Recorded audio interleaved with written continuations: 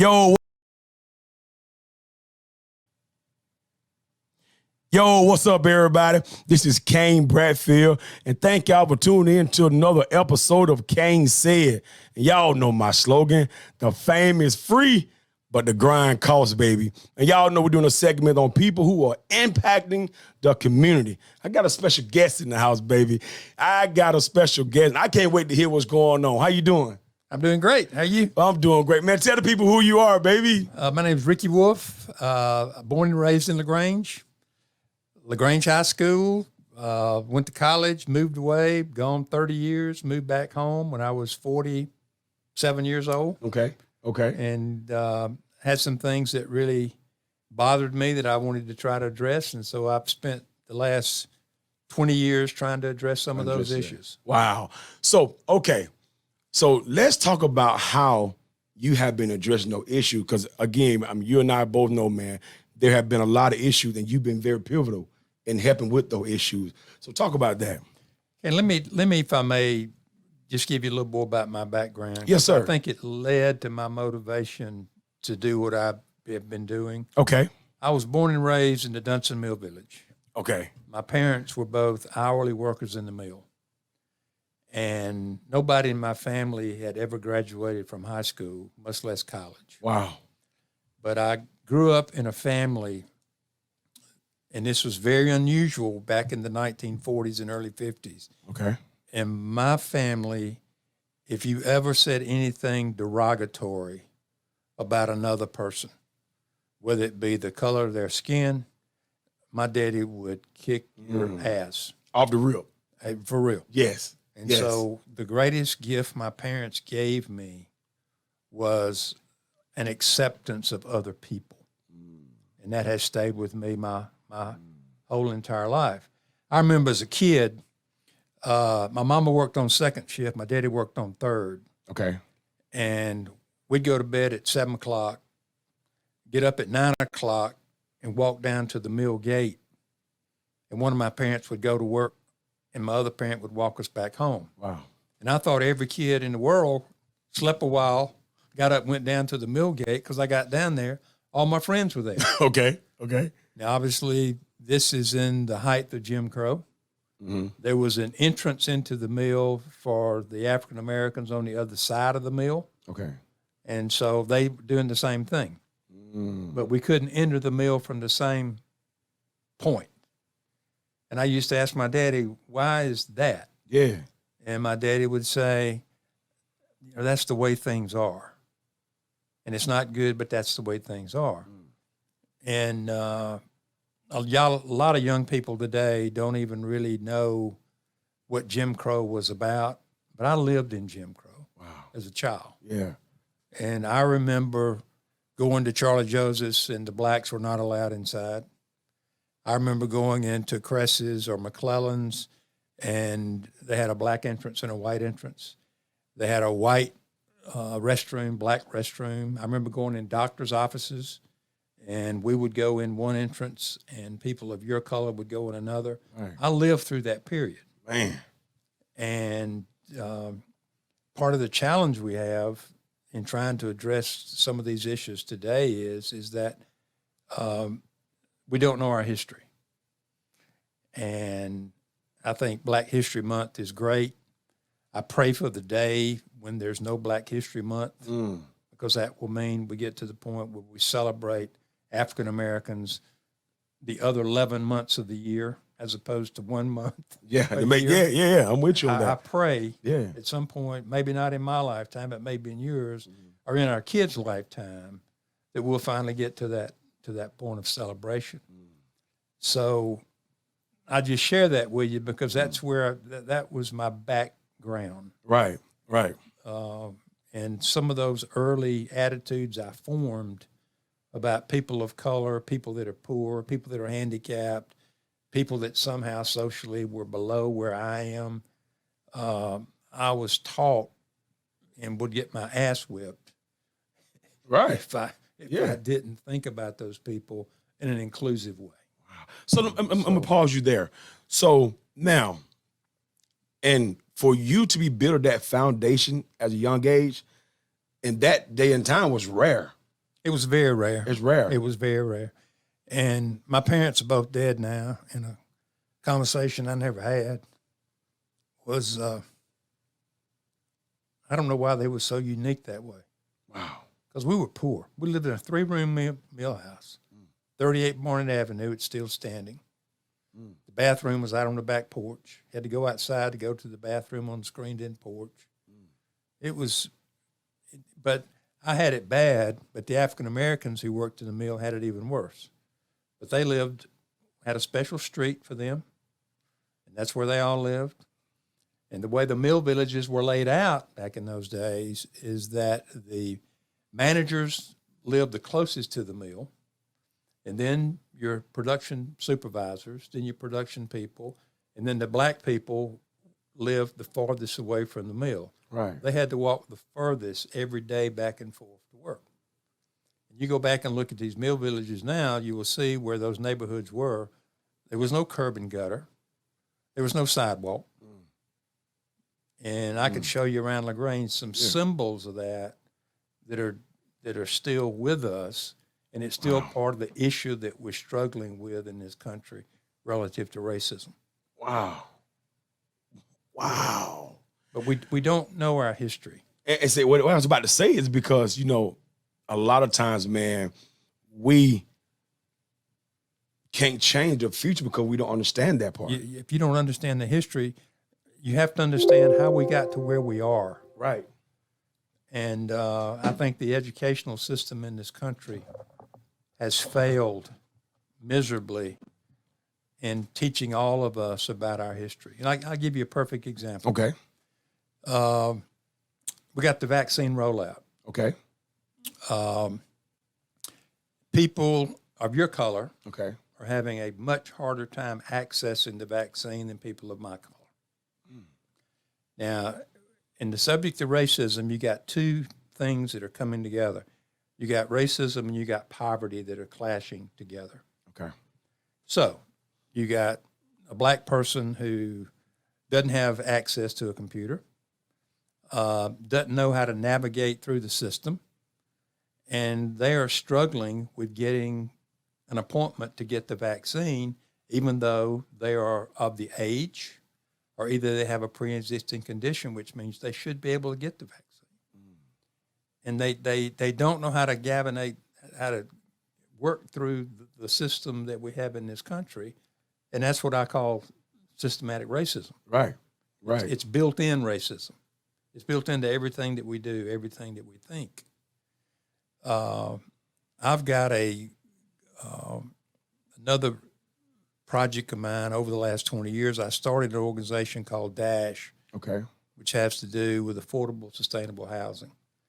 The minority of the people that I work the most with are low-income, impoverished people, probably 65% African-American. And we're helping each one of those families, family by family, to get registered so they can go get their vaccine because they just don't have the computer. They can't do what you just did. Right. You know, they don't, this is a world they don't know, but they need the vaccine. Right. So that's one problem. Another problem you got is we've got a lot of African Americans who are resistful to taking the vaccine. And the white community would say, well, that's pretty stupid. There's a vaccine available. Well, they don't know anything about the Tuskegee syphilis project that happened back in the 30s and 40s in this country. Oh, my gosh. Yeah. And so I've got some little old African-American ladies who I love who know that history, and they are resistant to taking the vaccine. And I fully understand why. Right. Because I know how they've developed that attitude. Yeah, your mindset, yeah. It's your mind. It's your history. Yeah. It goes back. This whole thing goes back to history. So okay, so I'm gonna back you up a little bit, okay? Okay. All right. Okay, Am so I going too far? No, man. You rocking and rolling, babe. I want to dig a little more. Okay, so take me through the mindset of you creating the DASH program. When I moved back to LaGrange, I was 47. Okay. And I had retired. I had nothing to do. was trying to find a purpose for the rest of my life, quite honestly. LaGrange had done a study that showed that a major problem we had was the lack of good, safe, dependable, affordable housing. And so I started riding back to my old mill village Okay. and looking at what it is compared to what it used to be when I was a child. And I saw how terrible the conditions were compared to what we had. Wow. We were poor, but we were secure. We had a pool. Okay. We had a rec department. We had a Boy Scout hut. We had a Girl Scout hut. We had a church. We had everything that you needed. And we never went to downtown LaGrange because we had, number one, we had to walk. Number two, there was nothing downtown. We had a theater. Okay. We had every little thing we needed there. So my mind started to go toward, is there a way that these mill villages can be saved? Is there a way to convert them back to what they used to be? And so that was my motivation of starting Dash. And we started 20 years ago. We've raised about $60 million I've invested in the city of LaGrange in housing. Wow. We've done about $100 million total, city of West Point, city of Hogansville, some other communities around the South. And you see, racism's everywhere. Right. If you're sensitive. Right. If you're looking for it, if your Right. radar's up. And my radar is very high on the subject. And you see racism in the way in which African Americans have been treated relative to housing. And we have a situation here that a lot of communities have, but we're talking about it. We're not hiding anymore. That we're all God's children. Right. And everybody deserves the opportunity to live in a safe, secure place. It's good for their health. Right. It's good for the health of their children. Yes, sir. It's good for the self-confidence of their children. And I go in houses where, and I think about it as a child, I go in a house and the little African-American kid or white impoverished kid, they don't have a desk. They don't have any little place that's their place. You know? Right. And how are they supposed to learn? Yeah. I go in these houses and I see no books. I go in these houses, I see no beds. So that was my motivation to get it started. And I'm still the chairman of the company. Still work at it religiously. Still got high hopes for it. Right. And we've helped a lot of families.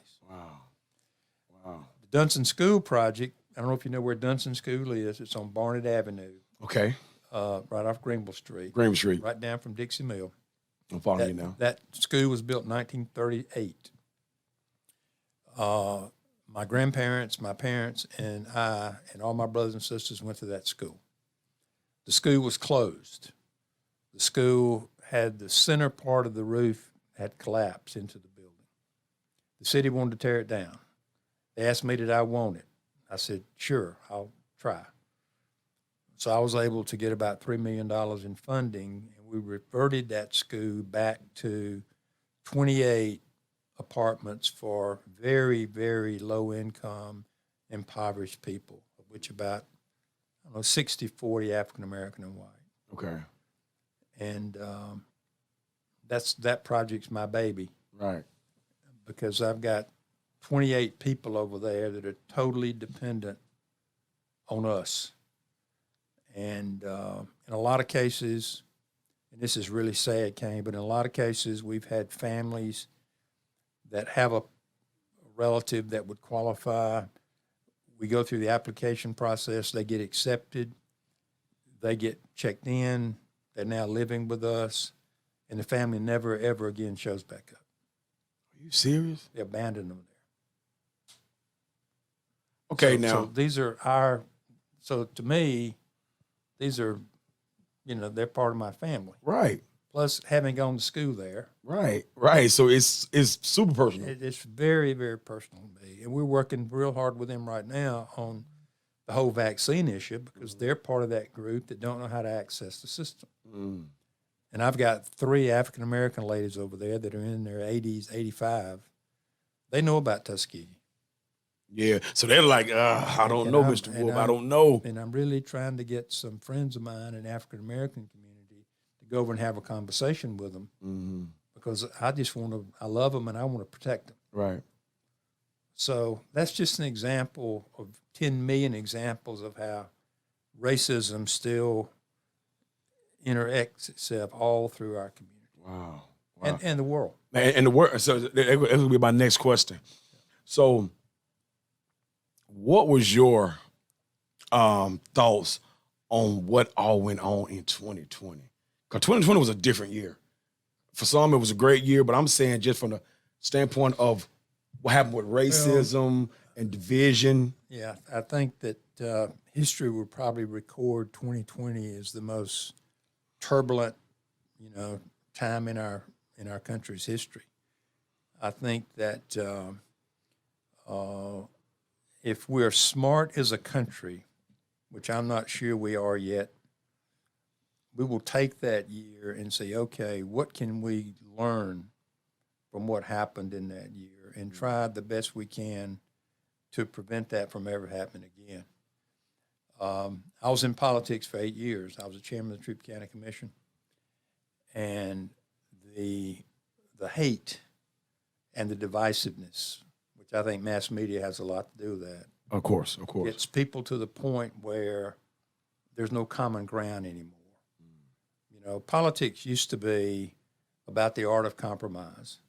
You want this, I want this. There's a place in the middle that we might can reach. Right. And now that divide is such is if you don't agree with me, I hate you. Hate has worked itself into the political system, both at the federal level, state level, and local level. And I have to be honest that, I'm a lifelong Democrat. There are a lot of Republican people in politics nationally that I admire. Okay. And if they were elected, I would support them as my president. Right. Because the people have spoken. And a lot of those Republicans are more moderate in nature. But I think the damage that has been done to this country in the last 4 years is going to take us decades to overcome. Right. On so many different fronts, from immigration to police reform to social justice to on and on and on and on. Man. It's going to take a long, long time. So, okay, so when the division, of course, there's always been division, but I think it really got magnified in 2020. What did that do for your stance? Like, did the community see us and Mr. Wolfe, I trust you still? Or was the issue with like, I don't know who to trust no more because there's a lot going on? What did that do for you? I think all it did for me personally was I just have to stay committed to what I'm doing. Okay. In other words, okay. I can't respond. I'm not a Facebook guy. I'm not a mass media guy. I'm 73 years old, right? Right. I ain't got time to sit around and look at all that. You got time to be Instagram and stuff. I had open heart surgery this year and almost died about 6 months ago. Oh, wow. So my view of life is totally different. It's totally different. Yeah. So when you get to a point where you almost don't make it, you go through kind of a discernment with yourself. And when you go through that discernment, what comes out of that is that there are really few things in life that are important. Right. It's your faith and your family and whatever your guiding principles are. And all this other stuff that you're spending so much time on is taking you away from the goal. And so that's what that did for me. So I just rededicated myself to my dash work. I rededicated myself to the trust building work we're doing here.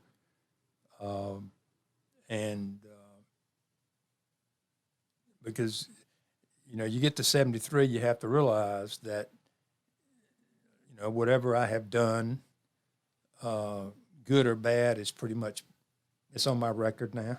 Right. Right. It's there. Yeah. It's there. Yeah. And so to the extent I can be a benefit to other people and and share with them not only the things that maybe I've done well, but the mistakes I've made, of which there are many.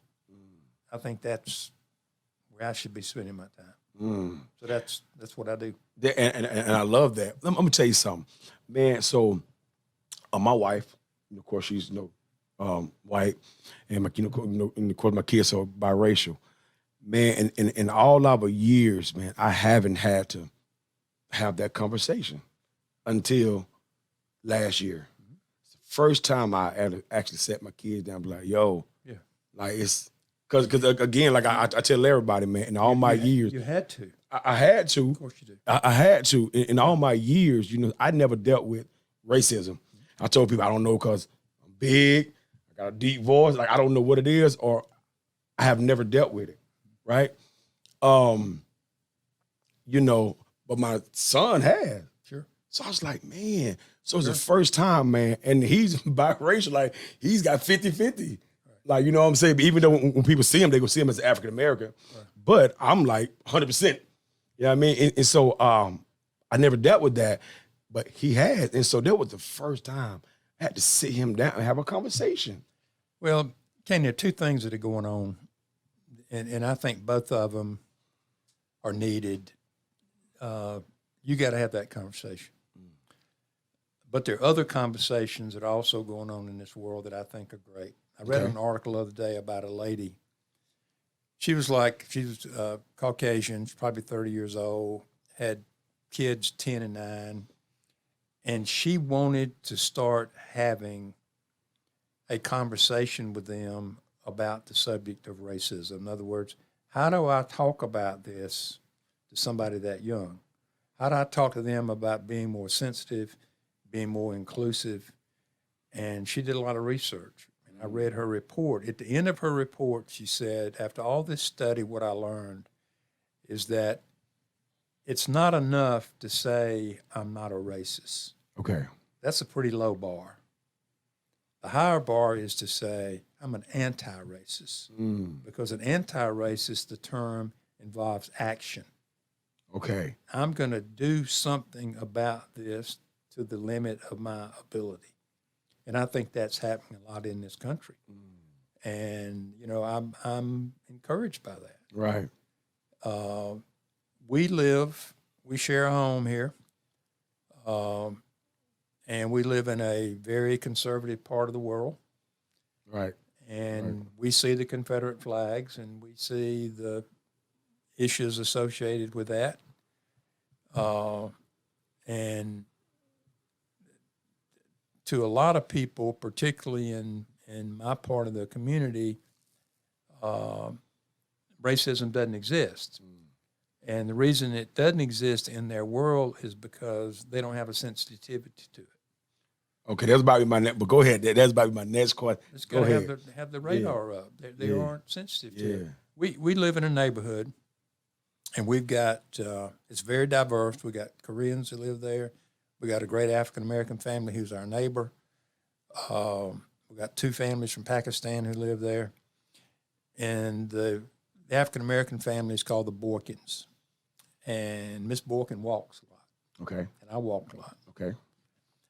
And it's never dawned on me to think about Miss Borkin from the standpoint of when she's walking in that neighborhood, she doesn't feel the same sense of security that I do when I'm walking in that neighborhood. Right. Right? Right. Or the Koreans, or the Pakistani, or whatever. So I'm sensitive to that.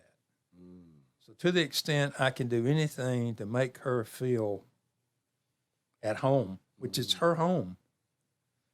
And then you have the story about the guy down in Brunswick where the black guy was jogging and got shot and killed on the side of the damn road. Well, Miss Borkin knows that, right?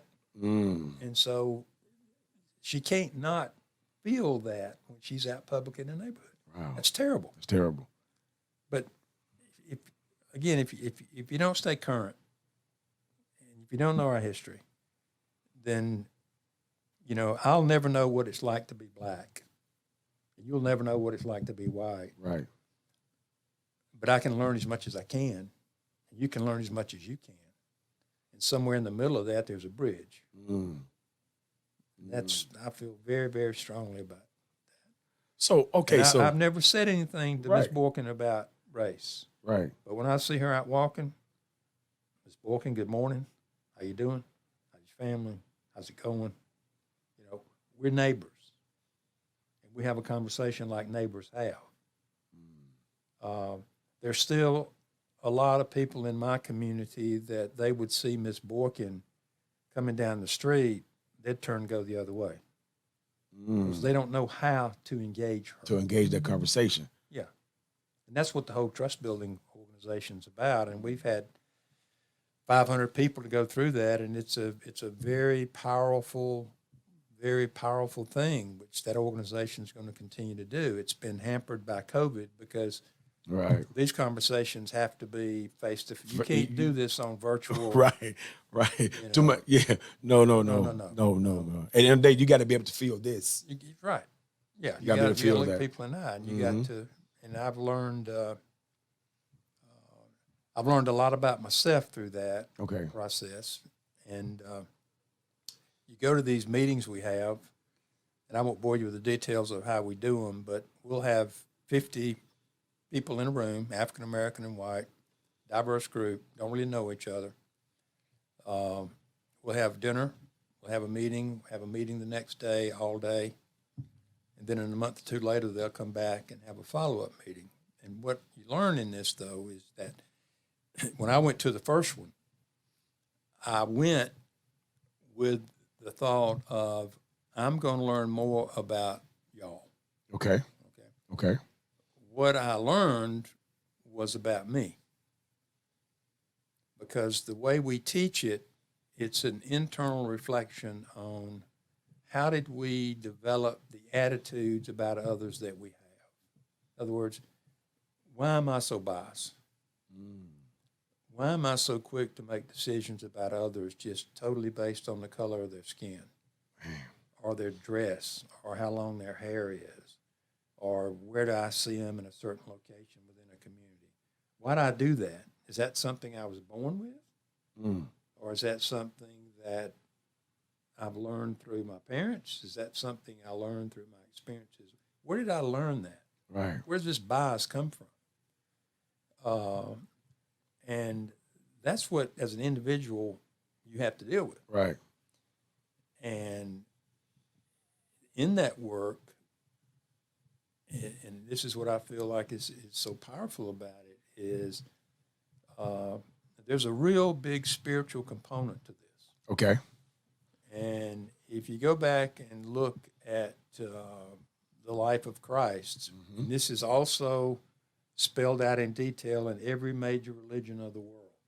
They're parts of every major religion that have to do with us. Most definitely. Okay? Most definitely. It's expressed different ways, but the message is the same. And the message basically says when Jesus was asked by the teachers, the Jewish teachers, what's the greatest commandment? Well, the first commandment is to love God above everything else. The second commandment, which is harder, is to love your neighbor as yourself. And I spoke to the graduating class at LaGrange College a couple of years ago, and I talked about the subject of racism. And my wife said, "Are you sure this is a topic you want to address?" Right. I said, "Well, these people represent the future. Yeah. You know, these are young college graduates." And so I was very honest with them, and I said,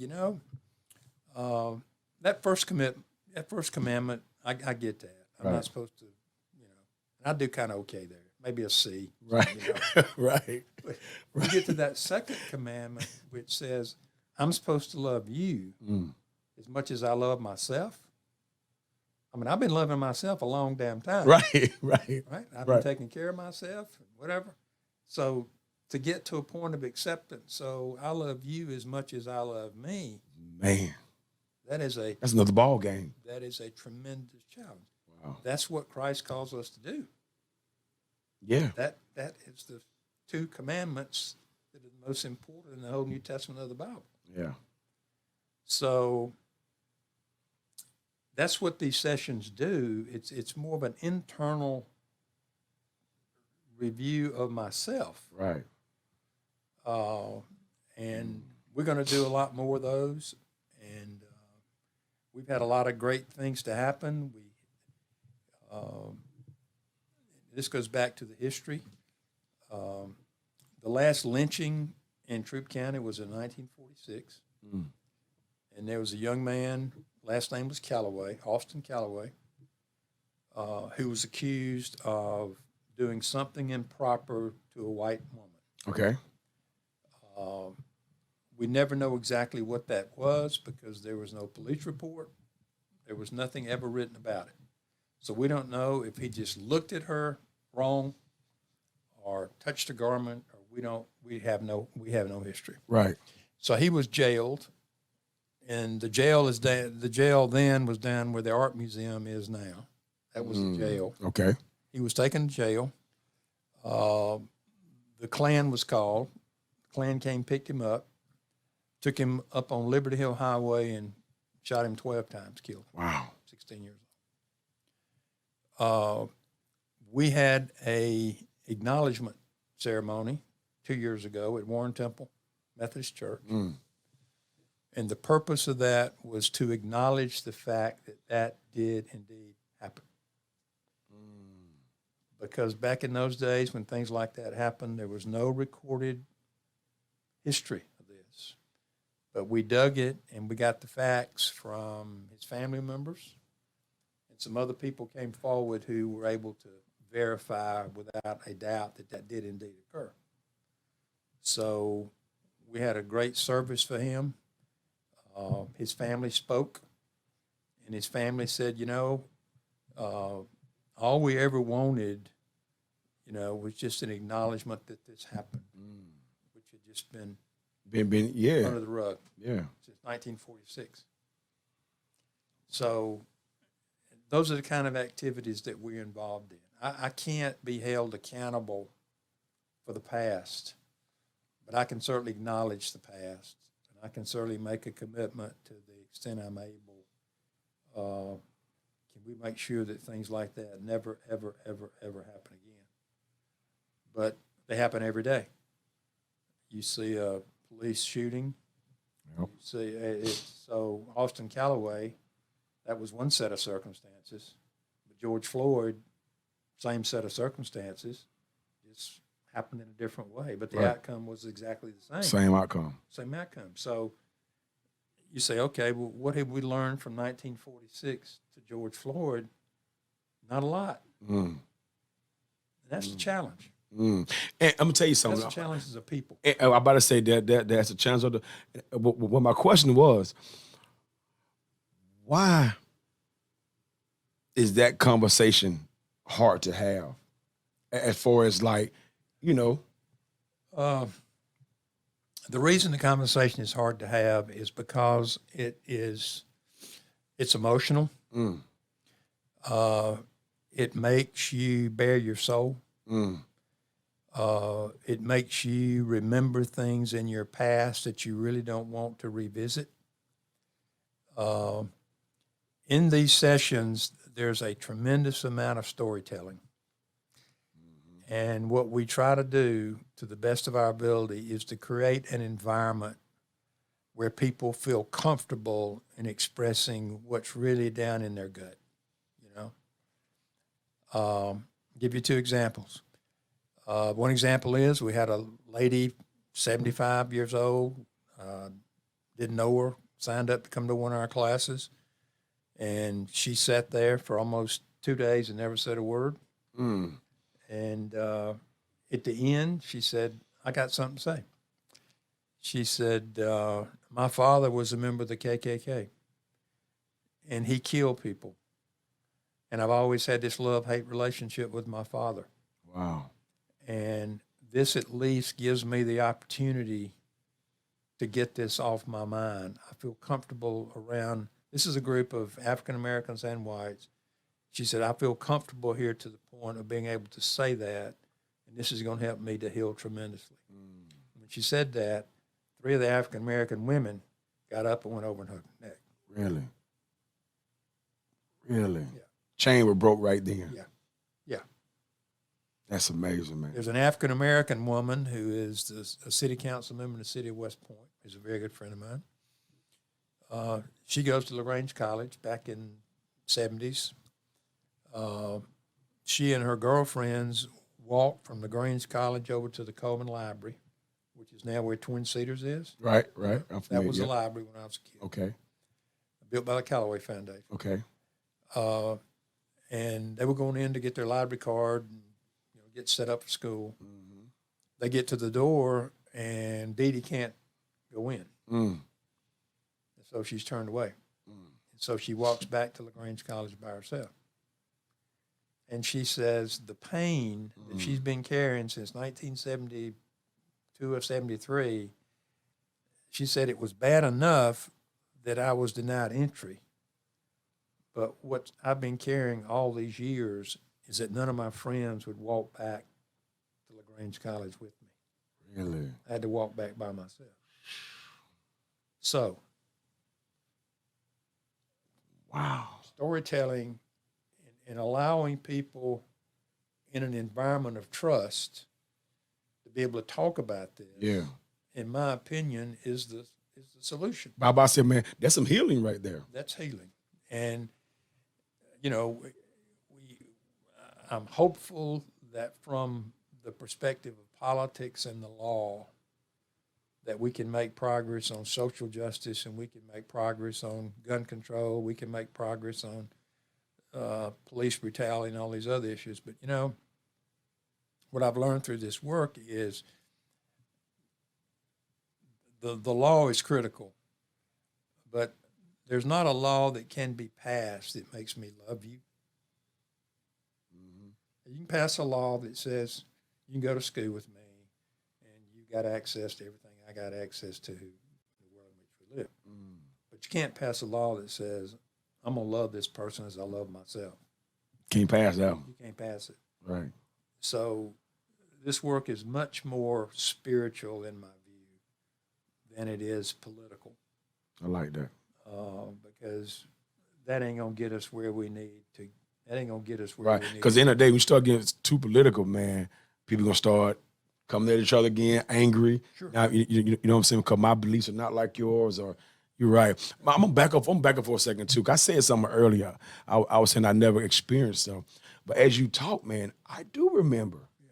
Man, I remember growing up in Hurd County and being young, man. It's crazy now that this stuff's coming up. Man, I remember seeing the KKK marching. I remember that. And also I remember, man, I did have an encounter. My mom used to work at a local restaurant at Hurd County. Great food. Man, I went in there. I remember leaving out of school. And so when school over, I used to stay at the restaurant with her because, she's working, had nowhere else to go. And I remember sitting at a table. I remember there, the Klans came in. And I remember this now. They took off the mat and sat down and tried to tell me, like, get up. My mom, my gosh, she lost it. You know what I mean? But ever since then, there was never another encounter. But it showed me, then I was like, wow, that was an issue. But Ken, you say that you weren't impacted by it, but they were systems at work that were not working on your behalf. Right. I had no idea. You had no idea. But even maybe in your day-to-day life, you didn't feel like you were being impacted by it. But you most definitely were. Yep. And your kids are now. Right. Right. And the ability to talk honestly about this and openly about it and just lay it out there is the only way I know to do anything about it, because we've been dancing around this too long. I'll give you one more example, I'll shut up. No, I'm loving, man. I'm loving this. But it's everywhere. Yeah. When I was in office, Kia Motor Company wanted to do a program. It was called WIN, W-I-N was the acronym, World in Motion. And what they did, they put up millions of dollars to do it, and it's still very successful. They were using Legos, and in the third grade, they were teaching children using Legos how to make different parts of a vehicle. The transmission part, the exhaust, the whatever. So what they were doing is making a fun game out of teaching these kids about the technology of automation. Right, right. And kids doing it because in 15 years, these kids are going to be their employees, right? Right. And it was a fun thing. And these kids were learning like crazy. So I go to the first celebration of the WIN graduation. Okay. It was in West Point gym. I go in the gym, packed, packed. Parents, grandparents, everybody. It was like a Pinewood Derby on steroids. Mm-hmm. And these kids got these little things they'd been building, and they got them all lined up. You got the judges walking around. It was a big, big damn deal. And I noticed that there were no black people there. None. And might have saw a couple. Right. None of the kids were in the Derby. Right. And so I told the lady that was running the program, I said, I'd like to talk to the coordinator of this program. And so she introduced me to her, and I said, ma'am, this is really good, but I said, it's glaring in the fact that no African Americans participate in this. And she said, you know how black people are? I said, what? Right. She said, you know how black people are? We send flowers home. We send things in their book bag, wanting to get the kids to come participate. They just won't show up. These black parents, they don't support their kids. Mm. I said, true. Is that true? She said, yeah. I said, well, tell me how this thing is operated. Okay. She said, well, it's an after-school program. All right? It's not taught during the day. It's after school. And I said, well, if African-American kids wanted to come, how the hell are they going to get home? Right. And she just looked at me and turned around and walked away. Mm. Because that school bus is their livelihood. End of the day, yes. It's the only way to get to school and the only way they can get home. Right. So I went back to Kid and I said, look, we got to change this damn thing. You got to put some money in a way, because these are kids that need to be in the program. Right. You know, they need it. They're going to be your future workforce. Right. And so Kia put money in the next year. We had a supplemental transportation system. I go through the event the next year, and it looks 50-50. It looks like it's supposed to look. It looks like the society in which we live is supposed to look. Now, I'm not saying that lady was racist. Right. But she had developed a mindset that if I just stick a little flour in this kid's book bag, that's enough. That's enough. Mm. That ain't enough. Mm. That ain't near enough. Mm. So wow. I could bore you all day with stuff. No, man, I'm loving this, man. I'm loving this. They're everywhere. Yeah, yeah. So, okay. So let me ask you a question. So, man, when you hear the, is a term that, man, just been circulating forever, man. When you hear the term white privilege, so what does that say to you? White privilege is something that I have. Mm. It's something that I inherited from generations gone by. It has opened doors for me that would not open the same door for an African American. I'll give you a perfect example. Okay. I had open heart surgery 6 months ago. Okay. Almost died. COVID comes along. The COVID vaccines developed. I have the personal phone number to all my doctors, to all of their physicians' assistants. I don't go online and make all these damn phone calls. Right. I just call them and they say, when do you want to come get your vaccine? Right. That's white privilege. Mm. Mm. And it's wrong. Right. And what I think about, and this is part of the training as well, is I think about in my life doors that were open to me simply because of the color of my skin has been tremendous in terms of the way my life has turned out. And I think about when I got out of college, I couldn't find a job. In the early 70s, jobs were very hard to get. My father, by then, had become the manager of a local mill here. And I went to Atlanta and tried to find work and couldn't. So I come back home. He calls the corporate office of West Point Pepperell. Next thing you know, I'm on the training program. I'm employed. Oh man, That's white privilege. that's right. Yeah, most definitely. Yeah, yeah. Now, in 1971, did I think it was white privilege? No.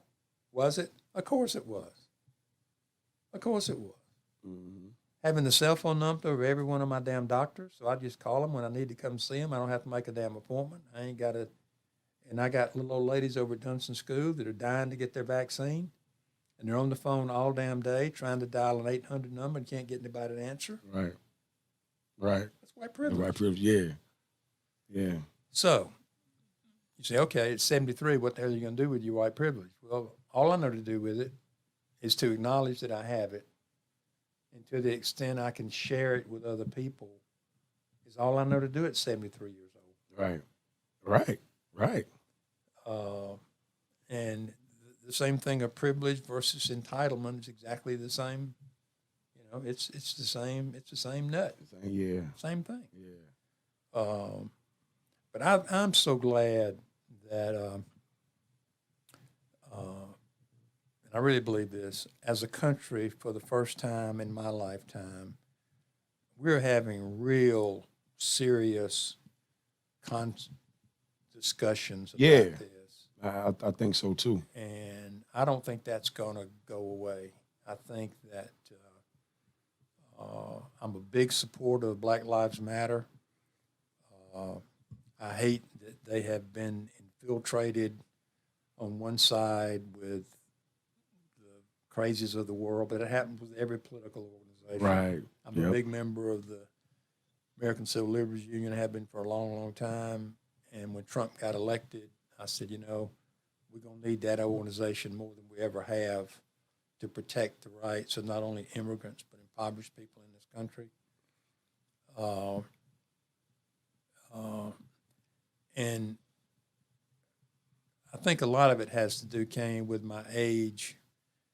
I don't back down from this in conversation with anybody. Mm-hmm. I don't work for anybody here. Mm-hmm. I'm not building a business like you're building here, where you got to be sensitive to this topic. I'm not sensitive to it at all. I was way into it. Yeah. And I have lost some friends because of my view on some of these topics. And what I draw from that is that, well, you know, probably they weren't my friends in the first place. Right. Right. So, and I have a wife who feels exactly the same way I do about these topics. And so, you know, we just press forward the best we can. And I We love teach our what you're children. doing. Yeah. We teach our grandchildren. We talk to them about white privilege. We talk to them about entitlement. We try to share stories of history so they can understand how we got to this place. Right. So I just kind of. I love that thing. So I got to ask you this too, though. I have to ask you this. You know what I mean? Because these are conversations I have with people. I just want to get your feedback on it. Kaepernick. You know, I'm sure you're familiar with the story when he, you know, when he kneeled down. So tell me about that. You know, give me your insight, your feedback on him doing that. Well, I think that he, like a lot of others in the past on various racial issues, he was ahead of his time. Mm. And when you look at what he did when he did it, right, it looked really weird. Right. When you look at what he did now, you can see the logic in it. You know, and you know, Dr. King the same way. Right. When Dr. King started talking about and espousing about the issue of social justice done in a nonviolent way, people saying, "How the hell's that going? There's got to be violence. Right. You got to fight somebody. You got to fight somebody. You got to right. You gotta storm the Capitol. You got to." And the genius of Dr. King to me has always been the nonviolent, and what he was able to accomplish, which is incalculable in this world. by staying on that nonviolent, particularly in the crazy world we live in now. Right. So I just think he was ahead of his time. Yeah. I think history is going to view him very favorably as we get a little bit further away from this. Right. You know, I think that, you know, there's no doubt that and this is your world athlete, not mine. Right. There's no doubt that the man has been paid better than the athlete. Right. There's no question about that. Right. That needs to be acknowledged. Mm-hmm. And I'm not smart enough to know how, but that needs to be addressed. Dealt with a little more, yeah. It needs to be addressed. Mm-hmm. I don't know if you know John Johnson or not. Yeah, I know John Johnson. Yeah. Man, Johnson did my photos before. Yeah, John's a great Yeah, man. and when he was at Clemson, Danny Ford was a real good personal friend of mine. And we lived in Anderson, South Carolina. And I met John through Danny, and he said, Mr. Wolfe said, I heard you. You played at Grange High. Yeah, he said, I understand you was pretty good back when the white boys just played the white boys. And I said, John, I'm offended by that. But it's true. But it's true. It's 100% true. Right. But he's a great. He is, man. He's wonderful. And I served on the Pineland Boys Home with him when he was living here. But you know that disparity needs to be addressed, Right. and it needs to be recognized. And I think that you know, my time was so different. I mean, I went to play football at Georgia Tech to get a college education. That was it wasn't if I happened to be good enough to do something else, maybe, but because nobody in my family had ever graduated from college. Mm-hmm. So that was my goal. Mm-hmm. But now with the money and all, a lot of these kids, and rightfully so, and I'd be the same way if I was their age, they see college as just a stepping stone, 1, 2, 3 years maybe, to get to the promised land. Yep. And that's totally understandable. And so I'm gonna tap into that too. So yeah, in terms of athletes. But there's racism in that as well. Right. It definitely is, and I want to go into that too. So in terms of the black community, you know, it's a lot of time, and it's a mindset come from somewhere. Do we think our only ticket is the NBA, is the NFL, is the, you know what I'm saying, things like that? Here's the damage that's done there, in my opinion. And I think we all have to be a part of this solution. You can pull that down, your mic down if you want to. If you look at the percentage of players that play high school football, right, they get a college scholarship. Yeah. And then you look at the percentage of college scholarship athletes that get a contract in NFL, or arena football, or the NBA, or whatever. Yes. It's like this. Like 1 to 3%. It's very, very low. Yep. And I think these young people, to a large degree, are being taken advantage of through the sports agency that tells them, you know, you're going to be part of that 1 or 2%. Right. And this education thing, you're going to make so damn much money, you ain't got to worry about that. You got to worry about that part. See, that's racism. That's racism. If that agent was as concerned about that young man or woman getting a college education, but see, the way the system is set up, they don't get paid. The agent doesn't get paid until they hit the big time. That's it. And so they'll sacrifice the child to hit the big time. That's racism. Right. It's everywhere. Right. Dadgummit, man, I have experienced it, man. Of course you have.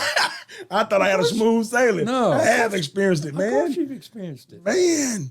Of course you've experienced it. I just got corrected, y'all. This is crazy. Well, when you said a while ago, early on, this racism thing ain't never affected me, I'm thinking, okay. He just don't know. He just don't know. Well, so I'm tell you what I mean by that. I'm talking about as far as like physically, to where, you know, I got to go out there and fight somebody for disrespecting me or my wife or my kids. So let me say that. So like physically, you know, I haven't had anyone came and call me out my. Let me break down a little more. Call me out my name, or you know what I'm saying, or disrespecting my wife, or came to, you know what I'm saying. Mm-hmm. I haven't had that. Now, like you said, I have had the things you're talking about. Right. I definitely have had that. Wow. Of course you are. Yes, man. And it's affecting you as we sit here. Yes. It's affecting your wife, and it's affecting your children. Yes. Let me tell you something, man. My wife, and shouts out, big ups to my wife, man. You know what I mean? She has been so pivotal, or just been a great foundation in preparing our kids for that. Like I tell everybody, man, my wife is white, but man, she is riding the same wave you're riding. You see what I'm saying? She's riding it, man, to understand, and she wanted other people to understand what black kids go through. I'm gonna tell you the story here too. We're talking about stories. My oldest son, man, he was going to visit his mom one day, right? Of course, his mom, you know, she's white too, and he's living in a white neighborhood, and he's black, hair long, whatever how you want to put it, right? And so I guess the neighbors didn't know him. So he was going to the house, and the neighbors called the cops. That's bad. Called the cops, and the police came with guns and everything. And he was at home. Yeah, that's the biasness in people. Yes. You see a black person in a place you don't think they're supposed to be, that's got to be evil. Yes. Your mind just flips to that. Yes, man. So my wife, man, she was like, oh my gosh, Kane, this could have happened, that could have happened. And at that moment, I was like, dang. It's real out here. Yes, it is real. It's real out here. And I think a lot of times, man, when you live in a conservative part of the world like we do, it's you have to be careful. Yep. I applaud you and your wife for having those conversations with your kids because in the African American community, there's a lot of those conversations that aren't being had. Right. And they need to be had. Right. Just like in my community, the conversation needs to be, why am I so prejudiced? How can I get rid of this prejudice? A lot of it is subconscious. You know, like it's a pretty deep subject, but when I walked in that door and you saw me, your mind painted an image of what you saw, right? Mine did the same of you. Right. And your brain processes millions and millions of megabytes of information every minute, right? So when we see each other in a situation or a place where that ain't where this person's supposed to be, then it's got to be bad. You know, I'll give you a perfect example. Give it to him. Across from LaGrange Housing Authority, there is a vacant lot that used to be a Burger King many, many years ago. And it's a big paved lot. No building's about to burn down. And Carl Von Epps, who's an African-American minister of Warren Temple, who's a very good friend of mine. Right. We founded this trust building organization together. Okay. Right. I have a farm out 219, so one Sunday afternoon I'm riding out to the farm, and I go by the housing authority, and I think every police car we have in LaGrange was lined up in that vacant parking lot. They were lined up on both sides. And there were probably 35, 40 African-Americans in the middle of these cars. So the scene I see is police cars, all white police officers, obviously, they're out of their car, and they got 40, 50 African-Americans in the middle. Right. So I called Carl Vaughn. I said, look, we got something bad happening here. Something going on. This is not good. He says, well, you know, they've been doing a lot of bust over there because of gangs and that kind of thing. That's probably what it is. So I go to the farm, I come back, and the whole thing's cleared up. So I read the paper the next day, and what they were doing, they were getting ready to have a freedom march, and the police were there to escort the African Americans on the march. It was the opposite of what I thought it was. Right. So you thought, something going down. This got to be bad. Yeah. It's got to be bad. And it was very positive. Wow. But that's how your mind. That's how your mind takes over. Your mind takes over. Yep. So you have to uncondition your mind to this. We had a guy to come to our training one time, and he really had a chip on his shoulder. He had some reasons about things that had happened in the past or whatever, and we were in a breakout session. I didn't know the young man. Right. Nice guy, but he was angry. Yeah. He was angry. And so we get toward the end of the thing, and he said, you know, I don't even feel like I need to be here. And I said, why? He said, you know I have a white wife, don't you? I said, I don't even know you. Right. And And he said, well, what are you thinking about me having a white wife? I said, my only thought about it is if the world ever needed more love, it's now. It's not, And yeah. if you and your wife love each other, who in the hell am I Right. to have an opinion about Who you married? Yeah. And then after that, it broke the dam between me and him, and now we're friends. But see, he had already, in his prejudiced mind, Right. he'd already convinced himself when this white guy finds out I got a white wife, It's gonna cause the issue. it's going to cause an issue. Yeah. Yeah. And it didn't. Right. So now we're friends. So now y'all buddies now. Yeah. Right. Wow. That's the power of this work. Yeah. Yeah. Yeah. So I'm gonna tell you, man, just continue doing what you're doing, man, because but you're changing lives. Like you definitely changing lives. And the task that you have, everybody can't do it. And I'm so glad God selected you to do it because He equipped you for it. He equipped you for it, man. Well, there are a lot of good people in this community that feel the way I do. Some of them because of concern about what other people think, or maybe they're still working and they've got that to deal with. Gotta be careful, yeah. Got to be careful. But there are a lot of good people in LaGrange who share these views. Wow. And through this work that we're doing, I've met 500 of them. And it's just we just gotta keep it going. Gotta keep it going, huh? Because if America's ever going to be what America is supposed to be, based on what our founders said, I still see America as an experiment. Right. Because we're not even close to maximizing the potential of every human being in this country, irrespective of their color, but primarily people that are African American or Latino. And until we maximize that human potential in everybody, the American dream is never going to be what we are working so hard to try to make it to be. Right. And I feel, I guess I'm somewhat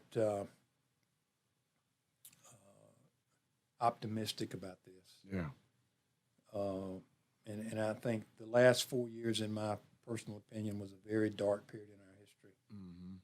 And hopefully believe that now's the time that we can move forward. But again, the law is one thing, but what's in your heart is the other. That's a different thing. And if that don't change, then you can pass all the damn laws you want to. Right. Right. And ain't nothing gonna change. Right. Not really change. So you know, it's a question I ask everyone, like to end the podcast. And my question is to you is, if you had one thing, okay, to tell the white community and the black community, what would that one thing be? I think it would be that we have to get to the point where we accept each other as God's children. We have to get to the point where I'm as concerned about the future of your children as I am my own grandchildren, which goes back to that commandment. Yeah. And until we get to that place, we'll never be able to maximize the potential that God placed, in all of us. And so there's a real spiritual component to this. And you'd be amazed at the people in LaGrange that call themselves Christian. Right. And I am a Christian. I am a stumbling Christian. I sin every day. I acknowledge. Right. I sin every day. I'm a struggling Christian. But the part about this that I find so amazing, Kane, is that there's a term in psychology called cognitive dissonance. And what that term means is that we as humans, we try as hard as we can to hold two opposing beliefs at the same time. Okay. Perfect example is I go to church and I love God, but I hate black people. Okay, God is love. Right. So you can't be that and be that. No way. There's got to be some reconciliation in your heart. Right. And that's what a lot of people struggle with. There are a lot of people, it goes back over the generations, we've been dealing with this issue since 1619 when the first slaves came to America. Is somehow this sense that my station in life is up here somewhere and yours is kind of down here somewhere. I don't know how I got up here, and I'm not sure why you're there, but we ain't equal here. Right.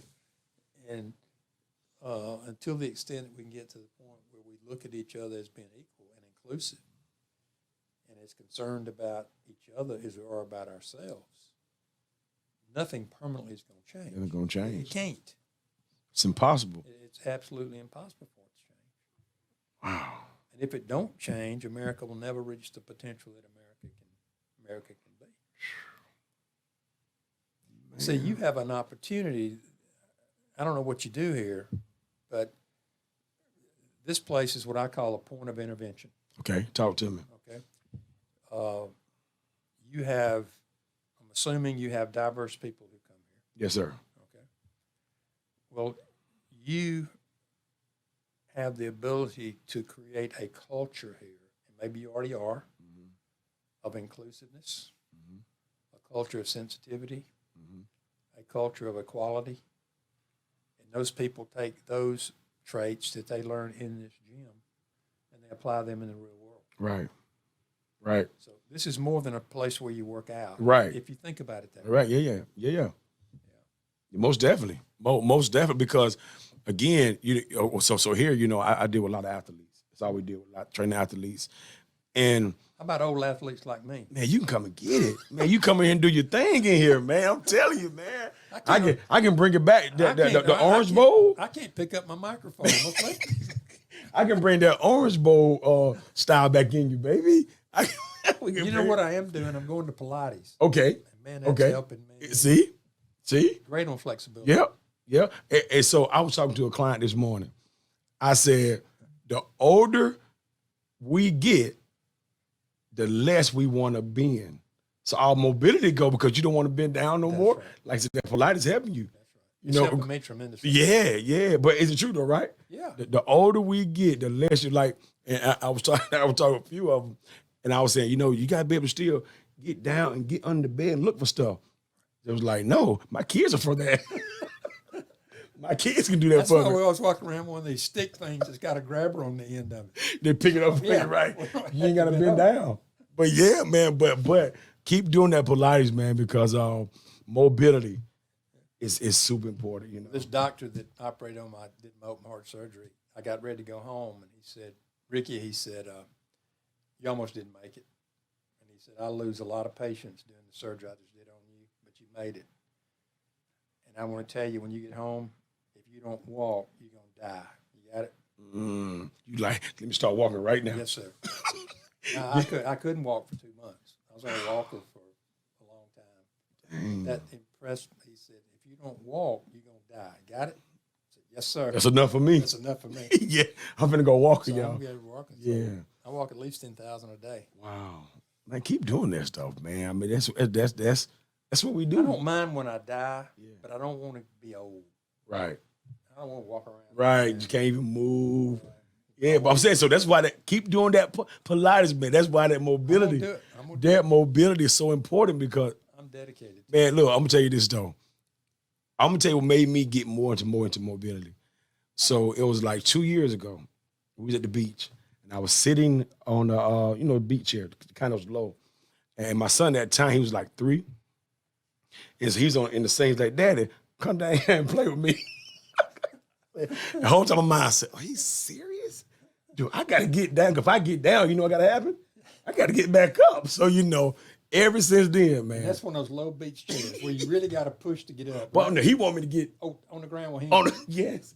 So I was like, ever since then, I've been working on mobility. I said, never again would I get that mindset of like, I do not want to get down. Brother, I didn't want to get down. You hear me? And I train all day long, but for some reason, I didn't want to get low. Right. But that's mobility. Yeah. That's what it is, man. Yeah. That's what it is. Brother, man, I thank you for coming today, man. It was it was great, man. And man, I know that you're gonna impact millions off your conversation, man. I had a great conversation with you, man. So I enjoyed meeting you very much. Yes, sir. Thank you for having me. Yes, sir. Everybody, thank y'all for tuning in to another episode of KaneSaid.